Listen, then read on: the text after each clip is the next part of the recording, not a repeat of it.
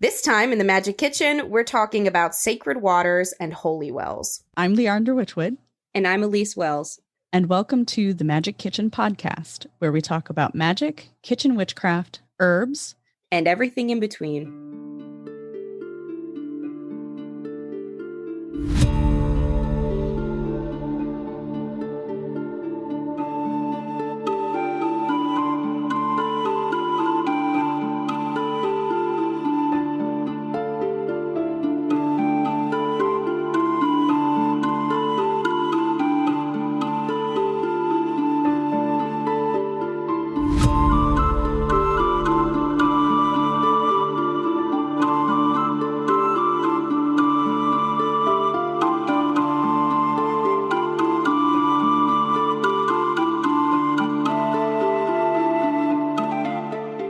As you may know, the Magic Kitchen podcast is fully and independently funded by the Witchwood Tea House. So show us some support and head over to thewitchwoodteahouse.com to purchase some deliciously hand-blended loose leaf teas or one of my other botanical products. As a special thank you for your support, please use pod 15 at checkout to take 15% off of your next order. So without any further ado, let's get to the episode. Blessed be. Welcome, everyone. It's summer. There's so much going on. I know Elyse just got back from Poland. I'm getting ready for a Kitchen Witch solstice weekend because we're recording this as of June 19th to get ready for our next episode, which is on sacred wells. And that'll be available through your favorite podcast player, including the website, themagickitchen.com. And there's so much going on. I know you've got a ton to talk about. I've got a ton to talk about. So let's get right in before we start the episode. And like I said, the Kitchen Witch weekend, that's coming up. I'm excited about that. And then I am working on the next 3 months in the Rebel Mystic community. So we got some really cool stuff happening. So this month we're working on the Mead Moon or the Strawberry Moon, which is the June full moon, which is in a couple of days. And then July, we're going to work on plant spirit allies. And then in August, I'm going to teach magical inks and how to make magical inks using your spent spell remnants, your components, that sort of thing. So I'm really excited about that. And so in the meantime, though, we are going to focus on energy mastery. So I'm offering a free access to my energy mastery workshop. It's a 24-hour access. So I'll put the link in the show notes for that one. And I'm looking forward to the next few months because there's so much going on. What have you got going on? I know you have a ton of stuff. Yeah, well, I just got back from my retreat in France. In the south of France, it was hosted by Unleash the Goddess, Natalia Dunn. And it was a really, really, really healing experience for me. I've always struggled to have lasting, deep connections with other women.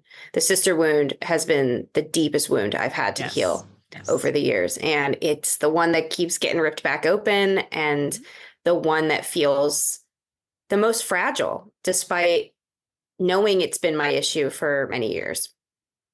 So it's been really fulfilling to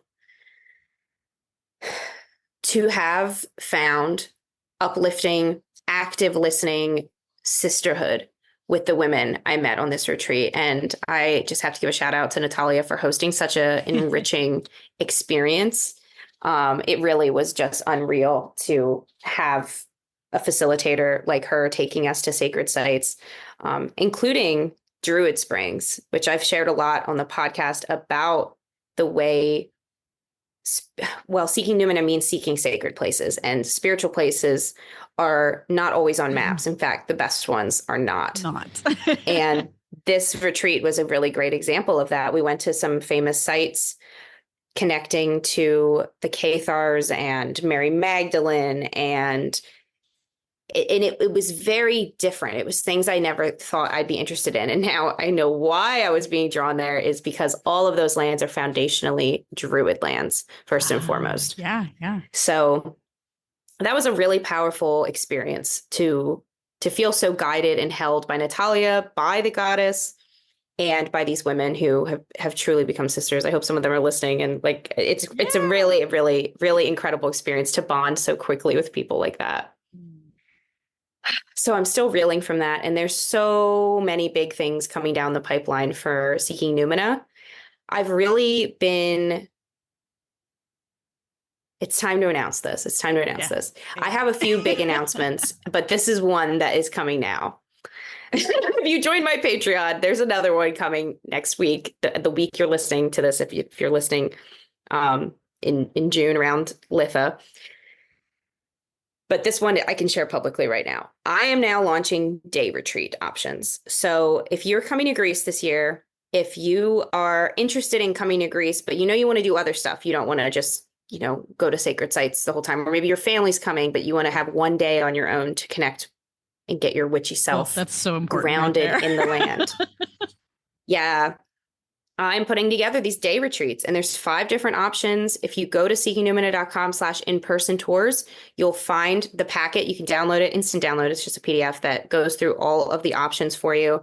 And I'll be facilitating empowerment tarot readings, releasing rituals, drum guided meditations.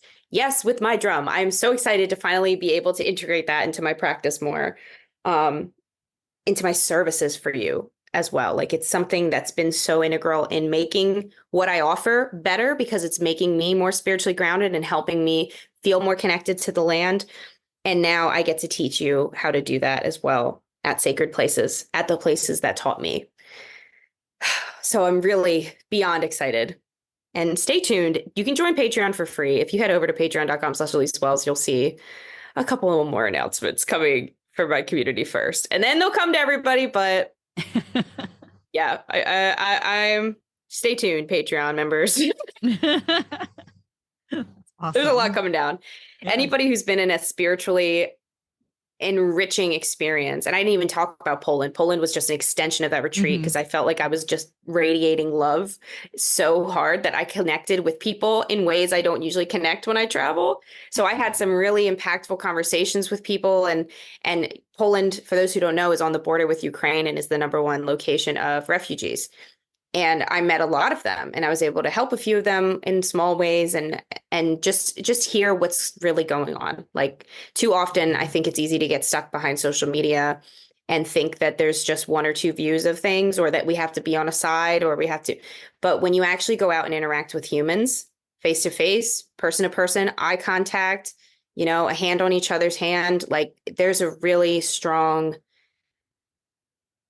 it's hard to put into words. It's a connection that feels more meaningful. Like, I felt so much more able to show up for the causes because I was with other people. I was in person. And if you are, as I think everybody should be, passionate about the genocides and wars destroying the world right now, go in person to these protests. Go in person to just the embassies that are hosting, what's the word for that? Like talks and events and safe spaces to chat. Go to your local library, see if you can set one up and just facilitate that conversation of what it's like to live in this time. Because unfortunately, me, it's going to come back to Lord of the Rings. We can't all be like the Fellowship, where it all is resting on 9 people. And you can actually say, okay, I'll step forward. I'll carry the ring to Mordor.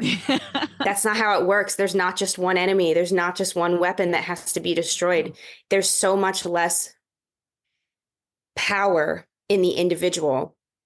But at the same time, there's so much power in the collective. So when we step forward as individuals and we build those connections with each other, and we say, hey, I'm listening, and we really listen, we actively listen. We don't think, okay, I'm waiting till I can speak my piece. We're listening fully and completely. That's where I've started to feel okay about the future. Right. For now, we'll see where things go. But there's a real comfort and hopefulness that comes from honest conversation and active listening. Absolutely. Yeah. And all you have to do is just hold space. I think that's where we get lost, is that we think we have to contribute always, or Or fix it or ourselves rebuttal, right now and then and there. right. Like, oh, you have a problem. Let me fix it for you. No, no, no. You don't have to. And I know that's like one of my frustrations, like being married to my husband. Like if I vent to him, he wants to fix it, but there's nothing he can do because he doesn't have the experience with it. He doesn't have the overall all encompassing knowledge with the situation usually, because we come from very different worlds. Like we live very different lives being a married couple. Like I am entrenched in the witchy stratosphere while he's more into like the soccer and the sports, type communities. So they don't always like mesh together. So for him to expect for himself, for him to expect to solve my problems is unrealistic. But that's that mentality. Like we always think that when a friend or a companion or a loved one comes to us with a problem, we have to fix it for them. When 9 times out of 10, we just need to listen. We just need to hold that space and be present and just let them be heard. And we're missing a lot of that in every aspect of everything in the world. And no wonder we're in turmoil. No wonder there's so much war. No wonder there's so much confusion. We're not truly listening. And I'm looking forward to experiencing more of that with Elyse, with other women, with other groups. Is this divine listening, this divine connection of just, I'm here for you. Yeah.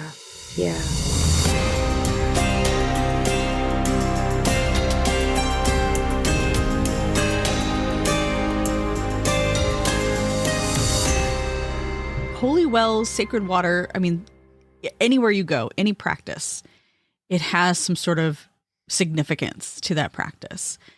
I think where I want to start with this is what is a well? What makes a well sacred? Why would we think of it as a place where we should be leaving offerings and asking for blessings or prosperity? I know there's like very technical terms for it. Like, in Ireland, the archaeological, organization out there views it very, very specifically. Like it has to be a body of water in certain conditions and that sort of thing. But I think in a more spiritual sense, like what makes water sacred to us? And, to me, it's this idea that water just randomly spurts out from the ground. Wells are fed by aquifers underneath the ground. They're filtered through the silt, and they're so out of sight. So I think this idea of water just randomly popping up out of the ground, through, I don't know, stones, or I've heard of them like popping up in fields where all of a sudden the field is just moist, and then all of a sudden there's a well, there's a hole in the ground with water bubbling out of it. And I think that is just it leads into that mystery of how nature works and how it can be so spontaneous and random at times. That's interesting. Because when I think of water, I specifically think of it when I think of it in terms of sacredness. I think of it in the way that it is simply life. Right. If we think of our ancestors and their knowledge of the body and childbirth and war and suffering and the way a freak accident falling down a cliffside or, could lead to somebody's death, it was understood quickly from that hands-on experience that water is the way towards healing. That water is the way we bring life into the world. That water is the way we see the expression of suffering as well. When we cry, we see that. We give water to those we've lost when we grieve them. We give water to the situation that we're learning to process. When we process emotions, that cathartic release, again, is water. And of course, water is the basis of life. It's in our blood. Our bodies are wet, like childbirth is a watery activity. It is so deeply human to connect to water because we are so deeply water. And no matter how little medical knowledge a person had in our ancestry, they had that understanding because they witnessed it. and they understood the way it felt to find a fresh spring of water in ways we can't because of pollution, because of industrialization. You know, where Leandra and I are from in Pennsylvania, well, you're not from there, but where you live, and where that whole region, West Virginia, Pennsylvania, Delaware, Virginia, Maryland, I'm listing these a bit out of order, but, you know, that whole corner is completely polluted, completely, by companies like DuPont. Nobody who lives where I grew up, would be able to go out and just dip a cup in a spring and drink from it. Right. We've lost that. Yeah. And that's... Yeah, it's gross. Yeah. And that's an unfortunate part of what we're going to talk about today, is that a lot of these examples of sacred springs throughout history are no longer accessible in the same way. And a lot of the magic we want to do with those sacred wells has to come back to healing, because they need our healing as well. Yeah. And I view wells, sacred water, sacred bodies of water, or even the water I drink every day. I've discussed this before, and I demonstrate this in the community, that blessing our water every day is an act of self-care.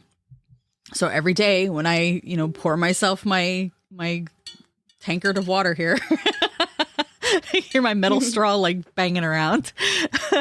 I drink a lot of water every day. That's the main beverage I drink. Like, yeah, I drink tea, I drink coffee, but if I'm not drinking tea or coffee, I'm drinking water.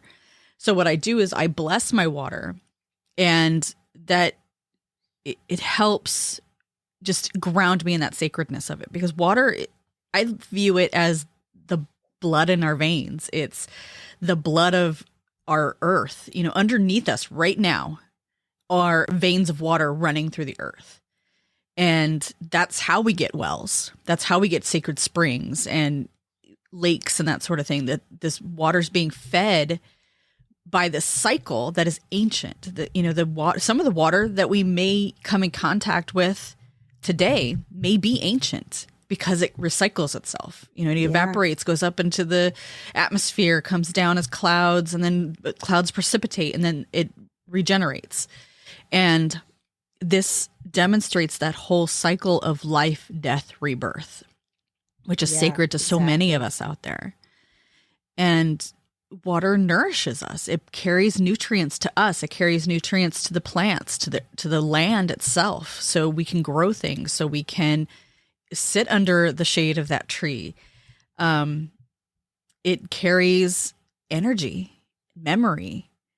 And I think that may be where the planet's memory is held, is in the water, not just the stones, and the air seems fleeting. So I don't think it carries much memory, but I think through the earth and water, their collaboration to contain the water and purify the water and make it drinkable, make it usable for the plants and animals on this earth. It's that there's this relationship there that I think if we study it more, then we become into better relationship with our surroundings. And this makes us directly connected to deeply spiritual ideals, deeply spiritual concepts, like the underworld, life, death, rebirth, connecting with the fae, connecting with land spirits, connecting with plant spirits. And although, again, you said the healing properties of it, that's healing for us all. And even some wells are considered specific for curing blindness and other issues. Yeah, that's the number one designation of a holy well. What makes a well holy is the healing properties that it has, miracles, and in Christianity, the miracles that it's associated with.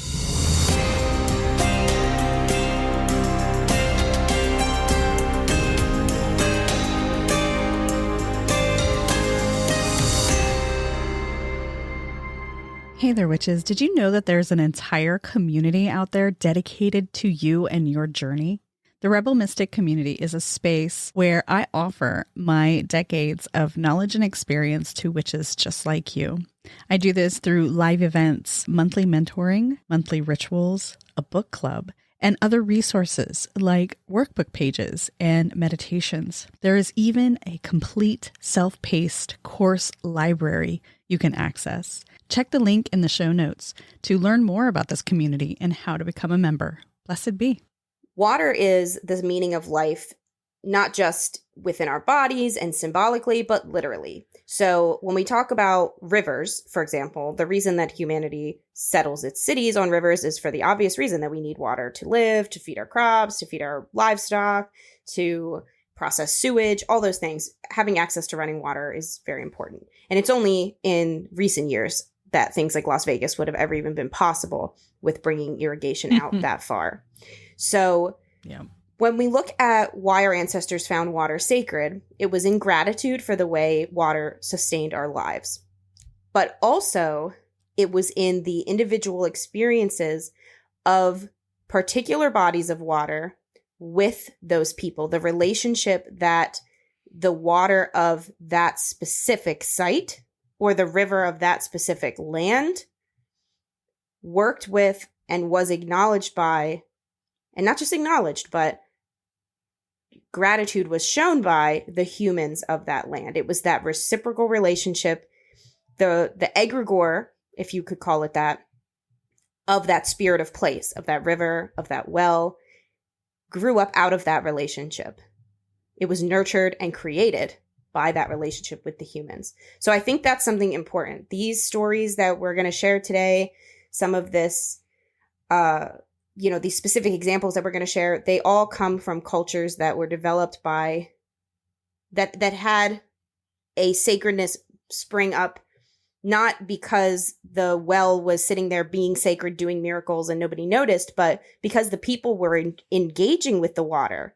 That's why the water gave miracles. And then as the water gave miracles, the people gave gratitude. So the water continued to give miracles. And it's that reciprocity that I think is important to take away from water magic in general, because water is a cycle. We are part of that cycle. We're very much part of that cycle. We're over 70% part of that cycle. And we spent the first 9 months of our lives in water. Yeah. And we have to learn to breathe. I mean, that's the big theory, that the reason babies scream is because of the pain of their lungs being flooded with air for the first time, because the water was calming and cooling, and they didn't know temperature. They didn't know cold. They didn't know hot. They just knew safety. And we're always searching for that. On some level, I think our souls remember that safety of the womb. And we're searching for that in our spiritual path. And I think that's why water is such a spiritual conduit for us. Mm-hmm. It's interesting that you say that, the pain of taking that first breath. It's almost like initiation. So water initiates you into relationship with air. And that relationship, that initiation, like most initiations, is not easy. Initiations, I don't think ever should be easy peasy. I think there should be a certain, not resistance, not struggle, but a growing birthing. Pain. Yes. A transitional pain that sheds away the old and births you into the new. And I feel like that's what water does for us when we're being born into this world. And I mean, I don't want to get into natural birth versus, C-sections and that sort of thing. Safety first. And I know when I was pregnant with my kids, like there was this big movement of have a natural birth. You have to have a natural birth. So it was almost like women who had to have unnatural births, quote unquote, my fingers are up in the air, that they were shamed for it. And I think when we look at this birthing into our spiritual path, going from the mundane into the spiritual, that can be painful sometimes. Yeah. And we probably shouldn't bypass that. But you can get there without too much pain. You don't have to endure anything that's going to traumatize you, Yeah. And I think that's why wells, because if we want to break it down, there's two main, I guess we could say three main types of sacred waters that you'll come across. Yeah. You'll come across living waters, as we call them in Greek folk tradition, which are rivers, and not just Greek. This is in most Slavic cultures, Balkan region cultures, but also like even in India, this is an understanding that a water that flows is a living water and a water that doesn't is a dead water. So there are traditions in Greek folk practices where you need to get living water from a river in order to heal somebody. But if you want to send a curse, you would use dead water of a lake or a That's interesting. Even like a gross ass like puddle, like that would work, for cursing. Makes sense, honestly. Well, it makes sense. Stagnant water would work very well. So there's that distinction, and then there's also the types of that living water. There are rivers, which of course have a much larger region of development because of effect. We could say, like, we could think of it as like area of effect. A river is going to have a much bigger presence because it flows, and it flows across larger areas of land. But then there are springs and wells, which I see them both that way. Like a well is a spring that has a function of drawing water from it.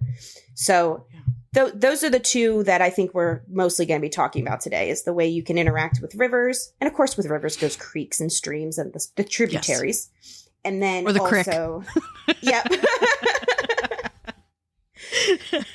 And then the springs.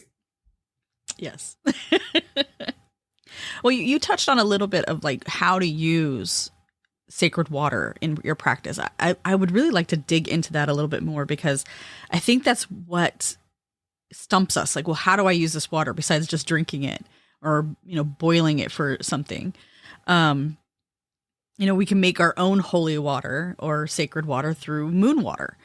But when I think of using like the living waters you were talking about, the water that flows, that heals, we have, the positive. We were talking a little bit about pollution, so that's something I would be wary of, because we have a natural spring here. It's like, I don't know, 15 minutes from my house, where they literally the spout comes out of the rock, and you can fill your jugs, and people have done that for decades. It's right off the side of the road, and you probably know where it's at, Elyse. It's I can't remember what road it's off of, like 216 or something like that out here. And so people go there with, like, you'll see people with these jugs on the side of the road collecting this water. People say it's safe, but I've collected it before in clean jars and stuff like that, and things started growing in it. So I'm not so sure, because there are like cattle farms around there. There's a lot of farmland, a lot of pesticides. So that's why I caution, like, don't just stop at the side of the road and say, oh, look, spring water, yay, because it might not be it might be, spring water, but it might not be clean. And you might have to do a few things to it to make it clean. And that could potentially damage the purpose that you're collecting it for if it's from a sacred land. So I would do some research before you start using just any old spring water, any old collected water, runoff, any of that, because you don't know what's in it. So I would do some research before you start collecting that sort of thing to use it. So let's talk about what you would use it for. So I look at water as that ancient connection to the dream time, to the origins of ourself, because we spent so much time in water as our bodies grew before we were born, and because the earth is mostly water, and a lot of this water is old. It's really old water. It's just been recycled and recycled and recycled. Yeah, all of it. So water is a finite resource. It absolutely is. And it doesn't always, we can't always guarantee that we're going to have water. Like where I'm from in California, the water is pulled in from the northern California. So way, way, way up north, the water is pulled down into the south part of California. And that has caused so much issue. So that, since water has memory, that plays into it, not just pollution, but the struggle over water as well. It builds within that water. But if you can, get your water, ensure that you have, the right energetic state with the water. I mean, you can create that energetic state, or you can find water that already has that energetic state. You can use that water for cleansing rituals. So creating cleansing sprays, washes, drinking it, blessing it and drinking it to cleanse your body. Any kind of water ritual. So baptisms, not necessarily the Christian sense, but, we can baptize ourselves in water and cleanse our spiritual energy that way. Mm-hmm. Healing consecrate rituals. items, consecrate your crystals. Anoint them. Yes. So if you maybe you visit a sacred well and you collect some of the water, you can use the water you collected to infuse your magical items, your magical space, yourself with that energy. Yeah. When I went to Bridget's Well in Ireland, I went to the one in County Clare. It's the one near the Cliffs of Moher. So if you're going to the Cliffs of Moher and you have your own car, because there's no way to get there, which I've shared this story before, so I won't share it in too much detail here, but I was guided by the crows to ask a nice, strange gentleman to help me get to this well, and he ended up being an employee of the Cliffs, and he took me, and it was a really magical experience from that side, feeling very guided by Bridget to be able to visit her well. And at the time I had some friends and family who really needed healing as well, so I really needed to visit it from that side of it as well. And so I was able to collect water. So what I did with the water was, one, I gave it to some folks who needed the healing, and they were able to use it in different ways themselves. I think that's something to think about. Like, so often our magical practice is in the box of like, it's for me, it's just for me. But if you do have the chance to make a pilgrimage and somebody would appreciate that water, like you can get travel size bottles and you can have a dozen of them, even in your carry-on. They just have to be that 100 ml. So that's what I did. I brought back like so many. Yeah, and that's cool. So anyway, but other than giving it to your friends, and that is very well appreciated if you do that. What I did with it, I still have some that I'm keeping in reserve so that I can use it for what I need to. But also I made a room spray, and I did add a little bit of alcohol. So some people say like, don't tamper with it, make it what it is. It has to be what it is. But I did add a little bit. I used a locally brewed alcohol from Greece, so that way it would kind of have that land's energy, and then it also had Bridget's energy from Ireland. And then I also made this room spray with that. And then I also, quick cleansing kind of spray. Then I also made Hernips, which is lustral waters is a good translation in English of a cleansing water used in Hellenic polytheism to... it's what the ancients used to remove miasma or any sort of, unneeded energy. You take herbs, any herbs, but rosemary, sage, these are more traditional ones, light them, douse them in the water, and the water is supposed to be half seawater, half regular water, or it can just be water with some salt. So if you have a sacred water, you can add some of that. It doesn't have to be all of it. The essence of that well is in every drop. Yeah, a drop is all you really need. Yeah. And like you can just keep it on hand, If you're worried about it going bad, keep it in the fridge. If you're worried about that going bad, add some alcohol and keep it in the fridge. Right. And just use a drop or two to consecrate new tools, or, place it on your altar when you do an altar cleansing. You can use a couple drops of it with an herbal tea that you use as a cleanser, and wipe your altar down with it. Wipe your statues down with it. Yeah. So speaking of tea, because I can't not talk about tea, but tea is using that kind of water to brew your tea, which is one of the reasons why I say make sure that it doesn't have like bacteria and chemicals and stuff in it. Double check the source and the purity of it, because if you're going to ingest it, you don't want something funky in there.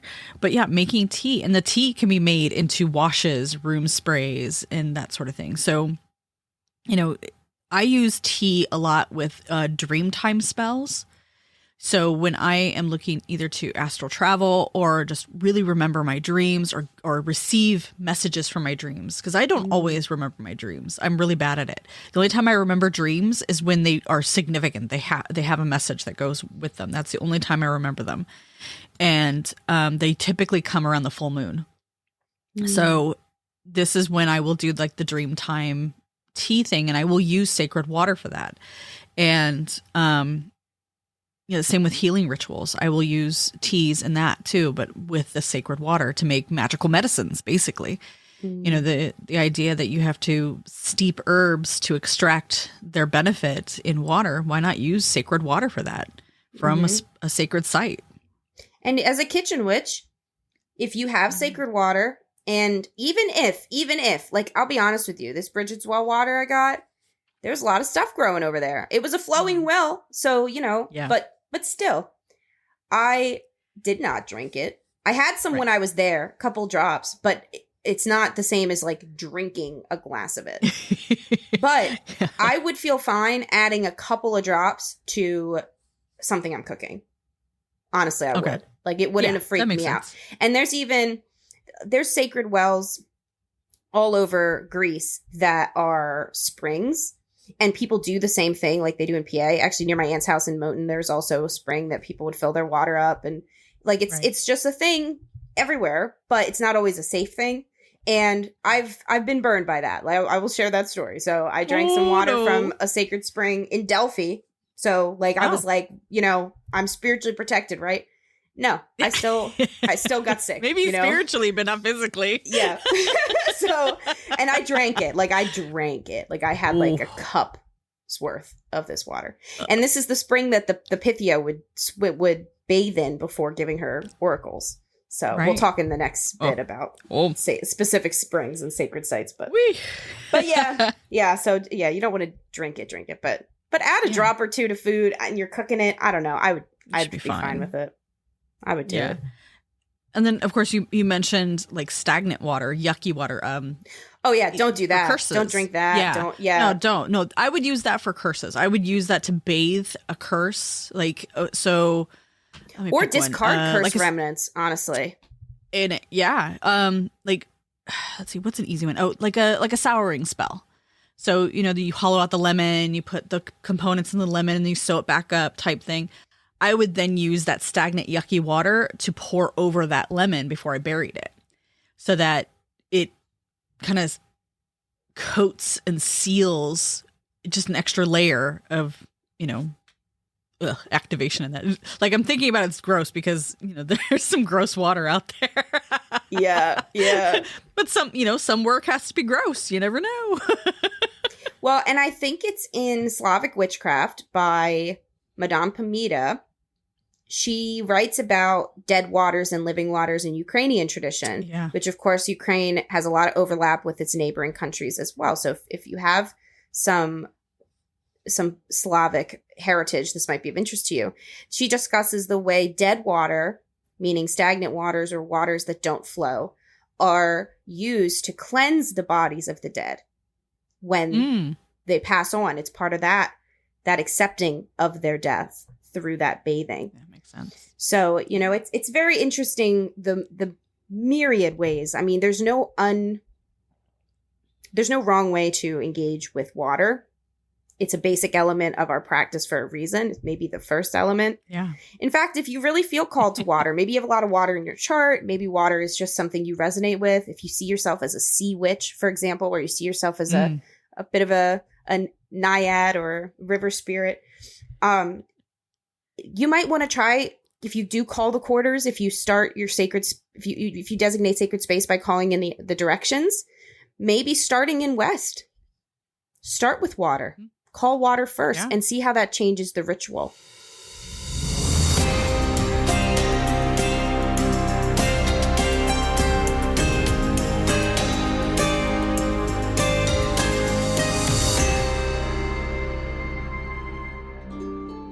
The gods are alive here in Greece, waiting to share the wisdom of the old ways with you.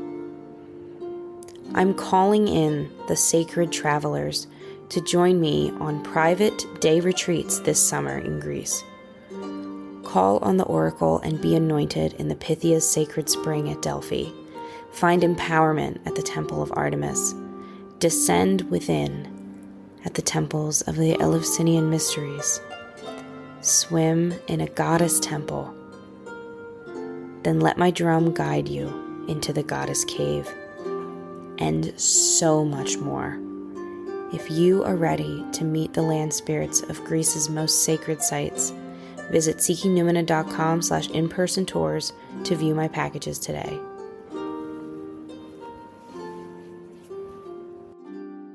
So now, coming to the end of this podcast, let's talk about some of the places you might be able to visit or take note of as far as the sacred springs and wells around the world. There's a lot. Yeah. And Ireland is, of course, very famous for its holy wells. And we use the term holy well because that's how they've been redesignated under Christianity. I think that's the power of these sacred sites is they cross the religious boundaries. You know, even as paganism was being oppressed by Christianity, Christianity was looking at how to take our power and use it for their own. And I that's powerful. Yep. That's very powerful to recognize the power of our ancestors in. So speaking of Ireland, I shared my story about Bridges Well, so I will not bother you about that again. But we have a good story here from the Dingle Peninsula in Ireland in County Kerry. This comes from Jenna, a podcast researcher. Thank you for sending this in. She sent in a lot of really good information. And she's talking about now excuse my Irish pronunciation, but the Glen na Gaelt, which means Valley of the Mad. And there you can find Tobar na Gaelt, which translates to the Well of the Mad. And many people visit there as the waters are said to have the ability to cure madness. And what's interesting is that it's said, the research maybe is not quite done on this, but it is said that the waters contain high amounts of lithium. And of course, lithium is a prescription for mental illness. So I think that's very interesting that the people were able to have that experience and then medical intrigue later could confirm it. And that happens a lot with these sacred spaces. A lot of the places that are known for their healing, we can even talk about a somewhat more contemporary space that you might have visited or heard of, Bath in the UK. I go every year, so you've definitely heard of it if you follow me on Instagram. But Bath is an incredible sacred site because it's called Bath because the Romans had a hot springs bath there. But the ancient Celts did first. And the Romans, when they spread out their empire and got to Britain, Bath is sort of in the lower half of the UK, if you can picture the island there. So, you know, they got over there, and the Celts coming up from Gaul, coming up from France, they were pretty well established there. And they had their own goddess, Minerva, Sulis, that came up out of this merging of Sulis, the Celtic deity of that watery spring, and Minerva, which is the Roman aspect of Athena, merging into one deity. And she really does have her own presence in Bath, which is really interesting. Like that egregore was fed over those thousands of years of her installation with that merging of cultures. It's a tribute to how water and wells and sacred bodies of water, sacred springs, are so important to everyone on the earth, every culture. You know, if it wasn't, then Christianity wouldn't have fought so hard to take them over. Do you have any specific sacred waters that you've encountered in your life that? Well, out here, in this area, we have the Susquehanna River, and while it has been kind of overtaken by industry, it still has a sacredness to it. So there's an overlook here called Chickies Rock that I like to go to. You hike up to it and you can look over the Susquehanna. And it's one of those places where if you get silent and you can find yourself in that quiet space while you're hiking, you can really tap into the energy of that water. And I wouldn't drink it. I wouldn't necessarily collect it. Unless I was doing some sort of external magic where I'm not going to ingest it. I'm not going to use it in a body product. I'm not going to use it as a room spray necessarily, but maybe I would use it to wash something or, infuse something with that specific energy. So I might go there around the full moon to collect it. So where it's this specific time frame, not just any old day. And it's it's such a massive river. What is it, like 1 mile across where I am? Yeah. So the mother It's Susquehanna huge. also, she's very important to me. And I go to Chickies Rock every time I'm in the US. Like, even when I have to just go You have alone. to. Can't get a friend to go with, I go. It means so Gotta much go. to me. It's such a powerful place. And that overlook in particular has a lot of energy. That overlook actually is the site of the three witches. Do you know this story? Yes. I've heard it in bits and pieces, but no one could ever give me like a full story of it. So do you know more? Tell us the story. Story time. Yes. So I only found this out last year when I was doing research. And the Susquehanna River, I also will add, is 444 miles long. Yeah. That's huge. a very spiritually significant number for being the number of prosperity and togetherness. For 3 fours to show up like that is very significant. And the mouth of the Susquehanna lets out at a very liminal place between Maryland and PA, and Susquehanna State Park is there. And the waters there are in my estimation, I call them safe to collect. I've collected those from there because it's the tributary where it all lets out. So it's much more flowing and clear. Like you can see out to like 6 feet deep. Like once the water hits 6 feet deep, you can't see down to the bottom, but you can see down to the bottom pretty far. Cool. So, I mean, I don't drink it, but I definitely use it for, I mean, maybe I'm just risky. I don't know. Like, I don't know, but I use it for cleansing stuff. And yeah. So, take it all with a grain of salt. Actually, if you added salt, the water would be slightly safer too. So maybe literally take it with a grain of salt. Grain of salt. But anyway, so the witches of Chickies Rock. So Chickies Rock is named so, even though it's spelled like it sounds, but it was named for a Native American tribe that lived up there that was like Cheekway, like Chique is the English spelling of that. So these witches believed that there was a spirit on this land, probably of Native American in origin, and they were these 3 sisters that were known as the witches. Whether they practiced witchcraft or not, of course, we don't really know. However, when the trolley system wanted to expand, they wanted to put a little amusement park. It was very common in the early 1900s to have these small amusement parks that were like, maybe a single carousel and a couple of little swing rides, but they would be accessible by trolley. So it was a way for the trolley companies to make money to get people to always ride the trolley because they went right past these awesome spots. Yeah. So the trolley company approached these women who were living on Chickies Rock, which to this day is still just an empty rock, and, hiking trails. And they said, we need you to allow us to buy your house. We'll give you good money, but we want to put an amusement park here. And they said no, they said no, they said no. They kept coming back. And eventually they threw a curse at the company. And they said that the trolley company, if they pursue this any further, will be bankrupt and go into the ground. And they pursued it further. And within 5 years, the company was bankrupt, was gone. And the entire remains of that trolley company are a single plaque on the ground on the Chickies Rock hiking trail. There is not even a single track. Like, it's just the plaque of this. You don't see any of that. That's it. Yeah. So interesting. I like to think they did practice real witchcraft because that is quite a powerful curse that it worked that well. There are no more trolleys in PA. No more trolleys there. Yeah, the one other tale that I heard about Chickies Rock was the lovers that committed suicide there, which is false. Like, it's never been verified. So every town has their hill where the kids at Lovers Rock got killed, and so you shouldn't go there. All the Romeo and Juliet stories, I think all those things are made up to keep the kids from necking. Yeah, don't go up there. Because that was the thing. Like, oh, it's haunted. Like, don't go up there. It's haunted. Like, literally. And it's so funny because I used to work right up the street. So I would go there on my lunch hours all the time. And nice. When people found out that I was there on my lunch, they're like, why do you go there? I'm like, because it's beautiful. Well, and that's where the witch is.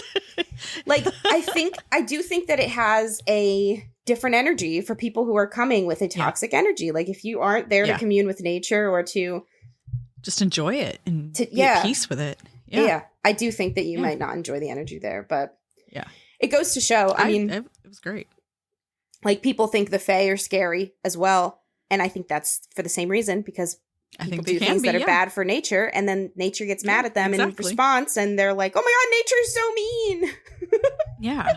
Well, and that's that's something that I talk about a lot with my students is when and you probably do the same thing with land spirits. When you're working with plant allies, when you're trying to develop those relationships, there's like a gatekeeper there. The Fae are the gatekeeper, the sylphs, the dryads. They're not necessarily, they can be looked at as the spirit of the plant or separate from the plant, depending on how you encounter them.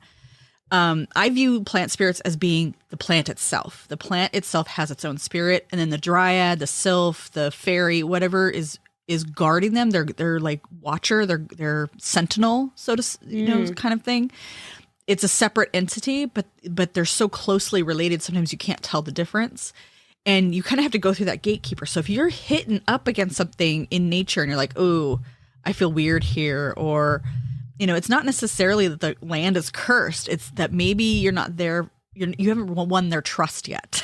Yeah. Well, and dryads are individual tree spirits. Like dryad actually is an oak tree spirit, but we use it in a more like all tree spirits kind of way. Yeah. Or like an ent or a what's the other one? There's another one there's a lot of different, like if you start doing research on plant spirits, like you'll find all these different types. The more modern word, deva. Deva, yeah.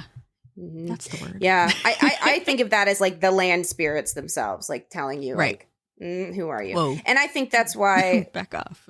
like for those who have taken my Connecting with Land Spirits course, like, I always sort of give you the honest caveat that when you live in a city, you have to work a lot harder to win over those land spirits than if you live in a nice, lovely, well-preserved natural environment. Yeah. Well, there's a place where I go hiking around here at Rocky Ridge.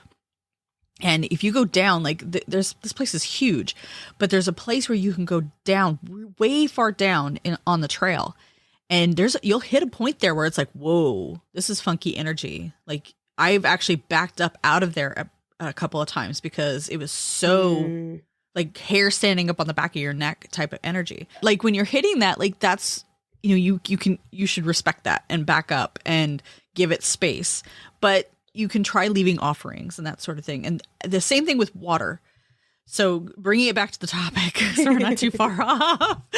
I have encountered that with like wells and stuff. When I was in England and Scotland and Ireland, we visited some spaces that were, we weren't allowed to like collect water, but they weren't considered like holy wells, so to speak, but there was definitely sacred water there. And of course, this is before I realized I was a witch, before I adopted the whole persona and, really, made this my life. I was still a Christian missionary. So when the local guide says, oh, that's cursed, don't go there. Like I believed it, but I also felt like a barrier there. There's that thing, that energetic wall that you hit and you're like, whoa. Yeah. And so when it comes to those sacred waters, if you hit that wall, sit with it. Like maybe sit at that barrier, like literally sit your butt down, get quiet and try communicating with that barrier. Find out what it is, find out why it's there. And if you can gain its trust to allow you, and don't force it, because I've seen people force these kinds of things. So I'll share a quick story. So the one girl that we were with, that was with our group back then, it was a warmer day, which was unusual in this area. It was like July or something like that. So it was a little bit warmer day. And she's like, oh, my feet, I want to put them in the water. And I felt the barrier before I knew what I was feeling. I felt the barrier and I'm like, nah, I'm good. I'm not going to go over there. But she insisted. So she bathed her feet in the water. The very next morning, she ended up with a concussion, and nobody can explain how she got the concussion. She somehow hit her head, but nobody knows how. She can't even, she can't tell anybody how. But we ended up having to take her to the hospital because she ended up with a concussion, and nobody knows how. Like, okay. That's interesting. Knowing what I know now, that's not a coincidence. Yeah.